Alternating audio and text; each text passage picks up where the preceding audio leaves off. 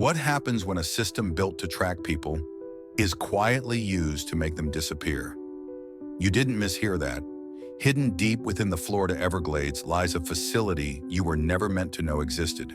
No signs, no official name, and for a time, no trace of the people sent there. To their families, it was as if they had been erased from the face of the earth. Locals call it Alligator Alcatraz. The government insists it's just a processing center. But the men held inside describe something else entirely. Blinding lights that never turn off, cells without running water, weeks, sometimes months, without contact from the outside world. So the question isn't what this place is. The real question is, why was it designed to break people down in silence? Is this a detention facility? Or is it America's newest black site, hiding in plain sight? Today we pull back the curtain on Alligator Alcatraz. And trust me, what we uncover may change the way you see detention in America. So if you're ready to go deeper, don't forget to like, subscribe, and share this video. You're going to want to stay until the very end. Let's start with what we're told. Governor Ron DeSantis announced that deportation flights have started from this facility. He stated plainly, the whole purpose is to facilitate increased frequency and numbers of deportations. But pause. Ask yourself, who is actually being sent to Alligator Alcatraz? What lines of authority allowed their arrests when they were doing everything by the book? Those questions lead us into the real story, which is always more revealing than the official talking points. Take Gonzalo Almanza Valdez and Juan Palma Martinez. Juan had lived in the U.S. for over 20 years without a criminal record. Gonzalo showed up for his routine probation check-in. No border raid, no drama. And yet both were seized by ICE and transported here. When they arrived, the shock was immediate. Hundreds crammed into massive tent encampments. Cells made of nothing more than chain-link fencing, packed with metal bunk beds. Some cages held up to 32 people, zip-tied together inside them. This isn't about speeding up deportations. It's about control, isolation, and the appearance of sovereignty in the swamp. Conditions inside have been described as overcrowded, unhygienic, and cruel, comparable to a makeshift concentration camp. And it's not just these two men. Pedro Lorenzo Concepcion, a Cuban immigrant, began a hunger strike inside Alligator Alcatraz. His protest, being detained indefinitely despite decades of residence and no criminal past. Even minors haven't been spared. Alexis, a 15-year-old from Mexico, was held for several days among adults before authorities even realized his age. A recent investigative report by the Miami Herald revealed that over 700 detainees processed at the site since its opening in June had no prior immigration violations or criminal history. The pattern emerging suggests this facility isn't just targeting unlawful entry, it's sweeping up longtime residents, visa overstays, and even asylum seekers awaiting court dates. And then there's the story of Maricela Gutierrez, a Guatemalan mother of 2 U.S. citizens who was detained while picking up groceries. Her family searched for weeks until they discovered she had been moved to Alligator Alcatraz without legal notice. By the time they were able to locate her through a private attorney, she had already missed her scheduled immigration hearing, jeopardizing her case entirely.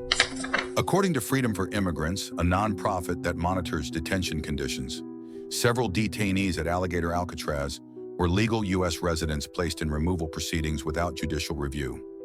In one case, a lawful permanent resident from Haiti was mistakenly flagged due to a decades-old clerical error and detained for 41 days before release. So ask yourself, is Alligator Alcatraz a bold crackdown on undocumented immigration, or is it an experiment in dehumanization? To understand the full scope, its legal ambiguity, environmental impact, and human toll, we need to go beyond headlines. Let's talk about the conditions. And as we go through this, I want you to ask yourself, are these just poor conditions, or is this a deliberate strategy? Sanitation? Detainees share 3 open-air toilets with no running water. Rain floods the tents, worsening disease and hygiene risks. A recent CDC evaluation cited elevated cases of gastrointestinal infections and respiratory issues, likely caused by mold growth and exposure to contaminated floodwater.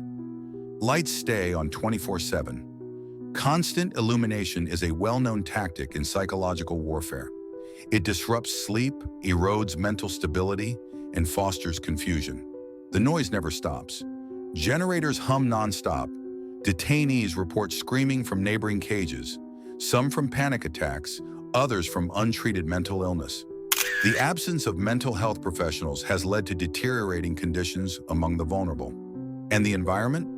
These tents are not sealed. Detainees battle endless swarms of mosquitoes, bites, and tropical heat. Food is minimal. Water is rationed. Nutritionists analyzing photos from whistleblowers found caloric intake estimated at under 1,200 calories per day, well below recommended daily allowances, especially in hot, physically demanding conditions. Whistleblowers have also reported instances of retaliation. Detainees who file grievances or request legal aid have allegedly been relocated to isolation tents or denied meals. One staffer described a culture of punitive logistics, intentionally assigning detainees to harsher quarters as informal punishment. Now think bigger. This isn't just about harsh conditions. It's about visibility. Family members and attorneys searching databases found nothing. For days, sometimes weeks, these men simply vanished. And if you're not in the system, you have no rights, no representation, no oversight. You're not a person, you're a ghost. Why disappear someone on paper? It strips them of every legal protection. It severs their last thread of hope. Florida officials claim otherwise. After a guided tour, State Senator Blay Ingoglia said the facility was in good order, but he wasn't allowed to speak to any detainees. So who are we supposed to believe? The officials on a curated tour? Or the men living the nightmare every single day? And here's the most chilling part. Alligator Alcatraz isn't a stopgap. It's a prototype. Plans are underway to expand capacity from 3,000 to over 5,000 detainees. State officials from Arizona, Louisiana, and Nebraska are reportedly in talks to replicate the model.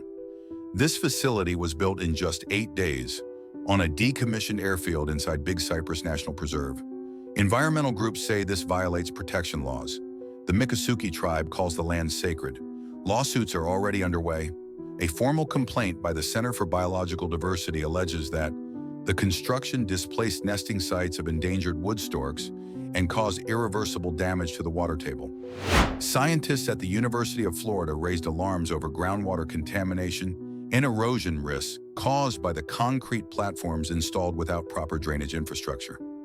Their report warned of potential long-term impacts to Everglades water flow, with consequences for agriculture and drinking water in South Florida, and yet officials praise it as a breakthrough.